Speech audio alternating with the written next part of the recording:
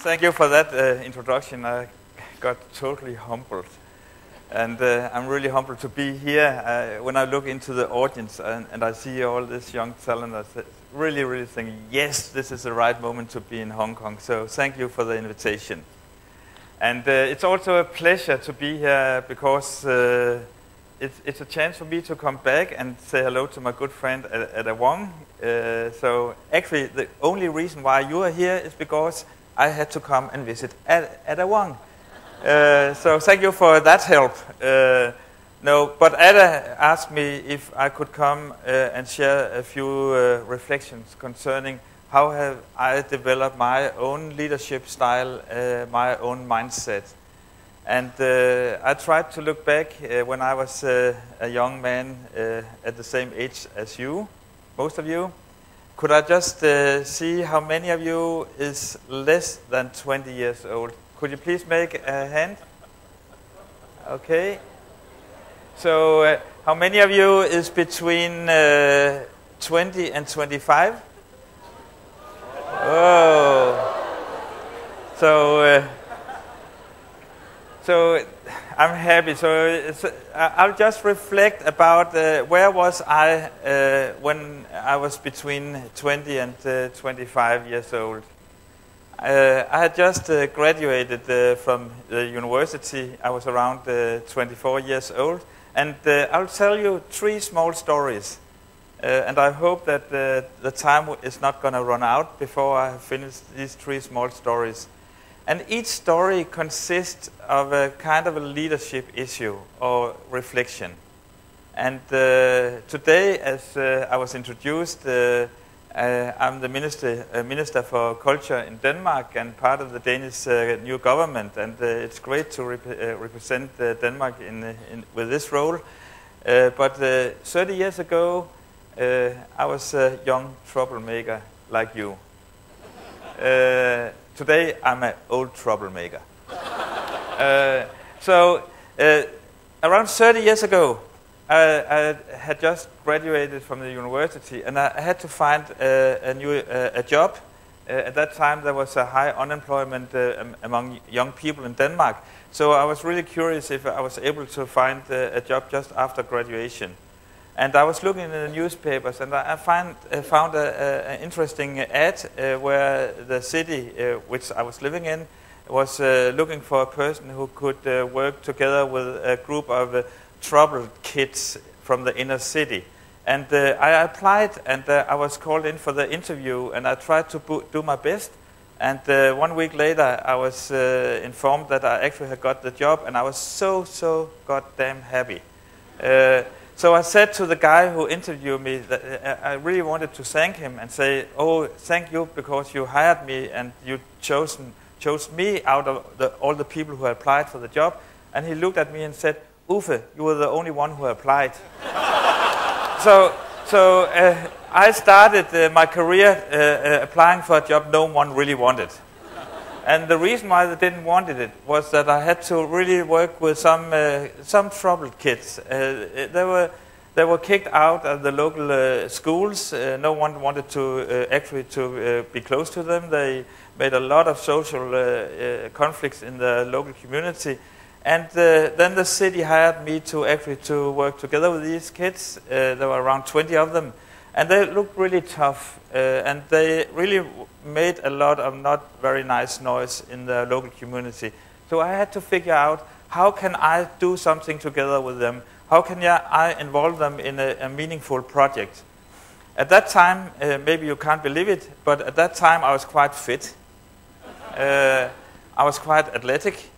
I loved circus acrobatics. I was able to climb 4 people high up in pyramids, etc., etc. And I looked at these kids. They were between 15 years old and up to 18, 19 years old. And they were quite tough, and they had a lot of energy, but they used the energy in the wrong direction. So I said, if I could use all this energy in a positive way, maybe I could change their mindset. So I said to them, and can you imagine, just have this picture in your head that there was these tough kids with black leather jackets. They were really like punks.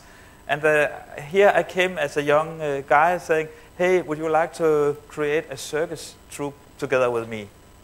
And I don't know why, but I was able to persuade them. And so actually they started to join the training for this acrobatic training. And actually it went very well, and after some months they were able to make human pyramids, etc., etc. So everything was actually a success. But there was one problem. One problem. And the problem had a name, and the name was Jimmy Larsen. It was the name of one of the guys. The reason he was a problem in this context was that he was really, really big. He was around 100 kilo fat. He looked totally like a big loser. And of course he couldn't climb up in these pyramids. He couldn't really do his somersaults because he was too big. And I said to myself, why on earth should I work together with this kid? And I said, I had to find a positive role for him. And I said, okay, you could put up all the light equipment, you could create the right stage scenography, etc. And Jimmy, he put up the lights and then put all the stuff on stage. And then he walked out on the edge of the show and looked into what was happening on the stage. And all the rest of the young kids did all the performances. And Jimmy was standing here on the sideline. And of course, it was not the right way to do it. So luckily, I got a good colleague. And he was able to create a relationship with Jimmy. And after some weeks, Jimmy and my new colleague Søren came up to me, and Jimmy said to me, we have developed an act into the show, and we would really like to see it as a part of the performance. And I looked at them, and I couldn't imagine that Jimmy was able to come up with any positive acts into the show. But I said, I accepted that the next time we rehearsed, Jimmy should come and show his act. And what you should try to imagine now is that here there's a big red back curtain. And the show should take place in front of the red back curtain. And beside the back curtain, all of us were standing, or the people who should be part of the show. I was sitting here in the audience looking up to figure out, could this act actually work? And what you should imagine was that from the backstage into the stage, front stage, came out of the red curtain, stepped in a young guy, very tiny, skinny, with a big rope over his shoulder. And then he walked all the way to the edge of the stage with his rope. And when the rope was totally stretched out, there was a huge cry behind the red curtain. And I won't make the cry, so don't relax. But still, a huge cry, and in entered Jimmy. And the guy who had to present Jimmy said, may I present Jimmy Larsen, the wild animal from blah, blah, blah, blah, raised on French fries and French porn, blah, blah, blah, blah, blah. It was really black humor. And all the audience totally lost their jaw. Because one thing was that Jimmy came in with a big, big shout. What he has created, he had made a costume. And the costume was some very small, tight trousers. And there was a leopard pattern on the trousers. And can you imagine Jimmy coming in on the stage with a huge shout and with these small, very small trousers? And he was really big. So we got a total shock. And I said to Jimmy, I can't present you this way. We can't do it. And of course he should do all kind of interesting circus acts as well, but I can't present you like this. I can't do it. But Jimmy and Søren persuaded me and said, Uffe, test it in front of an audience. And then, if it doesn't work, we'll skip it. 2 weeks later, we had to make a public show, and everything went well. The first of the show, all the gymnastics came on stage, did the human pyramids, etc., etc. And then it was the time for Jimmy to enter the stage. And still, remember the red curtain. And in came this little skinny guy with a big rope, straightened it out, and then there was a huge cry, and Jimmy came in, and every one of us was standing behind the curtain, so we couldn't see the audience. We could only feel the energy in the room. And Jimmy came in, "Wow!" And the presenter said, "May I present Jimmy Larsen, the wild animal from blah, blah, blah, blah, blah, blah." And there was, whew, you could feel the shock. And then the show went on, and Jimmy came back again to the backstage, and it went maybe 1, 2, 3 seconds, and then all the applause came down from the ceiling. And the rest of the circus actors looked at Jimmy and said, "Why? You are a loser. But you got all the applause."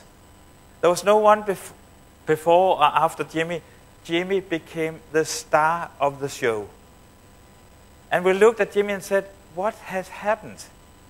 And what had happened was that Jimmy, everyone knew that when they looked at Jimmy, he looked like a loser. And then Jimmy has totally changed the mindset and said, "Okay, if you think I'm a loser, I'll show you I'm a big loser." So he totally changed the mindset 180 degrees. And what also he was so brave, because every one of us have our own handicaps, where we think we're not bright enough, we're not beautiful enough, we're not smart enough, we are talking not the right language, etc., etc. We have all our certain handicaps, either visible or invisible. Jimmy has been so brave that he showed all his vulnerability in front of the audience. And he was actually a very, very fun guy. So he actually opened up the hearts from the first row and all the way to the back end of the audience. And he became the star of the show. So from Jimmy, I learned something about when I'm meeting challenges in my life, I ask myself, what would Jimmy have done? And then I'll change my mindset 180 degrees. That is one thing I learned from him. The second thing I learned from him was to understand that in the challenge, there's actually a gift. So if you sometimes are meeting challenges, try to figure out what is actually the gift inside the problem. So that was the first story. The second story took place a few years later, because this young group of teenagers became a really local success. And they created wonderful shows up through the 80s. And out of this group of kids grew other groups of kids. After 4 or 5 years, it was actually a total network of cultural activists. So in '88, we created a cultural organization called the Frontrunners. And what you should imagine was a certain May Day in '88. I was sitting at our little office, and together with me there was 2 other young men, and we were sitting around the table, and in the corner there was a coffee machine brewing good morning coffee. And suddenly there was a knock on the door. And us 3 young men said, "Please come in." And the door opened, and in entered a very young and beautiful woman. I think she was around 23 years old. How many 23 years old women are there in the audience? Please raise the hands. Oh, there's a couple. So you can imagine, this woman was on your age, and she came in and she said, with a bright, sharp accent, she said, "Hey guys, do you want to play?" And we were sitting there, "What?" And she said, "Yes, do you want to? I have an offer for you guys." And of course, we wanted to hear her story. So, and she was a very, very good communicator. She actually had this cliffhanger communication, because she said, "We are a group of young kids, young people in Copenhagen, the capital of Denmark. We are around 10 people, 10, 15 people, and we have got this very, very simple idea." And then she made a pause, and we were sitting there, 3 young guys saying, "Hey, come on, tell us more." And she said, we have this very simple, very straightforward idea which we would really like to see happening next year. That would be the fall of '89. And we said, yes, what is it? And she said, calm down. It's a very simple, very concrete idea. And we are around 10, 15 young people in Copenhagen, and we think it's possible. And we said, yes, but what is it? What is it all about? And she looked at us and she said, yes, we got this idea that we want to, and then this long pause, and said, invade Soviet Union. And we said, what are you going to do? You still have to remember, '88, there was an Iron Curtain through Europe. There was West Europe, there was East Europe. In Soviet Union, there was still a communist society. There was the Berlin Wall in Berlin. And here this young woman, 23 years old, standing in our little office, saying, okay, we are 10, 15 people in Copenhagen and we want to invade Soviet Union. And the first question we asked her was, has anyone accepted this? And she looked at, of course not. No one had accepted this in Moscow. And then the second question was, do you have the money for it? Of course not. Their idea was that in the fall of '89, 2,000 young people from Scandinavia, that would mean the double amount of young people as in this auditorium, should cross the border of Soviet Union from two places, from Finland and from Poland, and then they should move all together towards Moscow. When we reached Moscow in around October, the 1st of October '89, we should organize a huge rock concert on the Red Square in front of Kremlin. Does this sound interesting or what? Yeah, could you imagine it?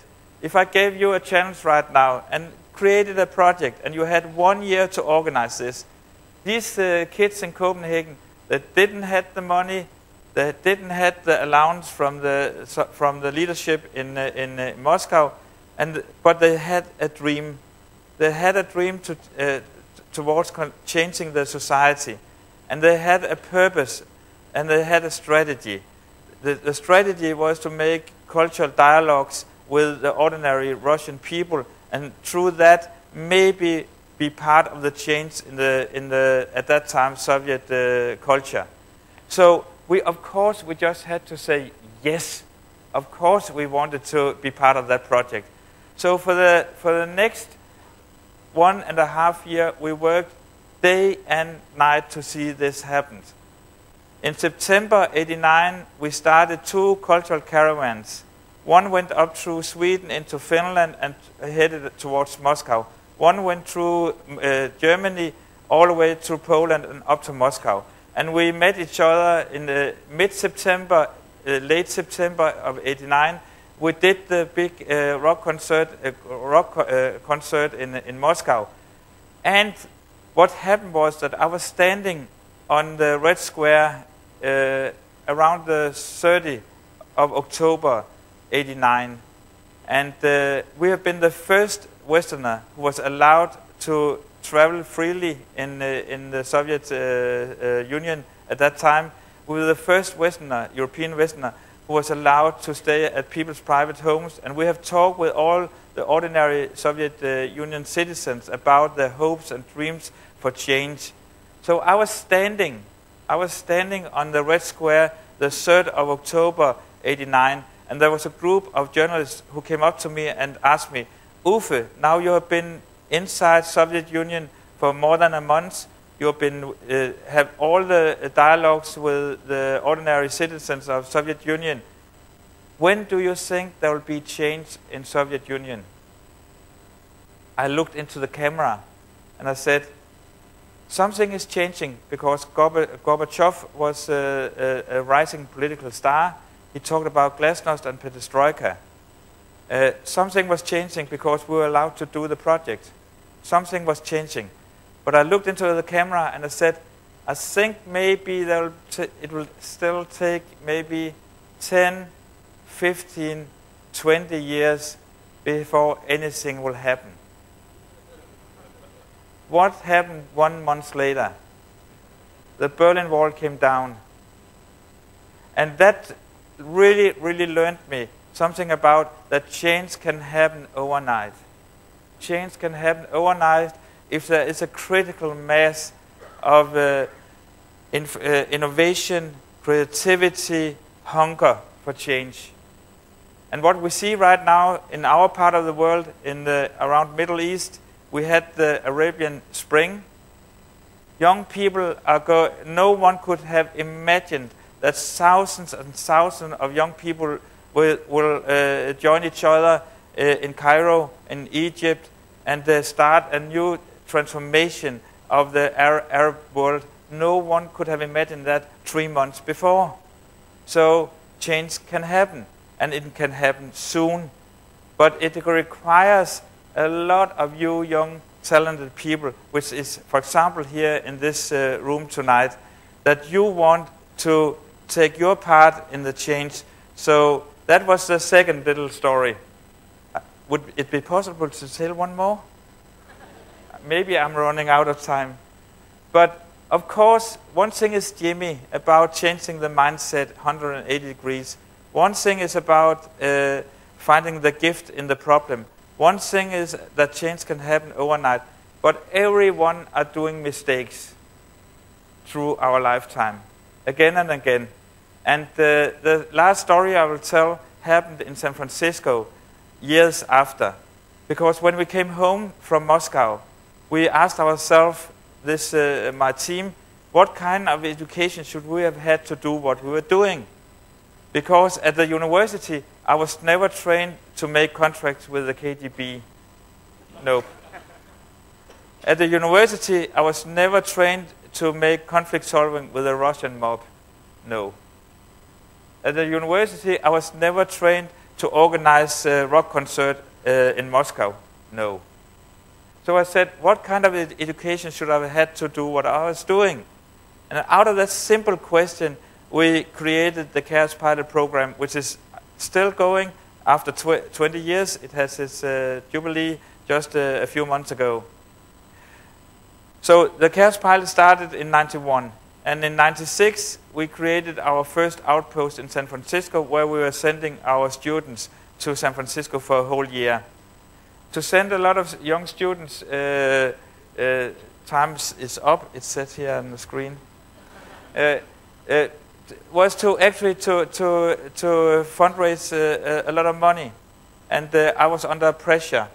And but luckily, I was able to organize a sponsor meeting in San Francisco in November 96. And I took on my best dress, and it was actually one of the major banks in San Francisco. And I went into the elevator, I went up on the 3rd floor to have the meeting with the CEO of this specific bank. And when I came into the reception, the PA of the CEO looked at me and looked up at my clothes, and I could very, very clearly look in her eyes that I didn't fit into her imagination of a guy who's going to meet her boss. So I entered the office of the CEO, and as soon as I came in, I could really feel that this meeting will never work out. So when I entered the table for the discussion, the only thing I was thinking about was how could I come out of the room.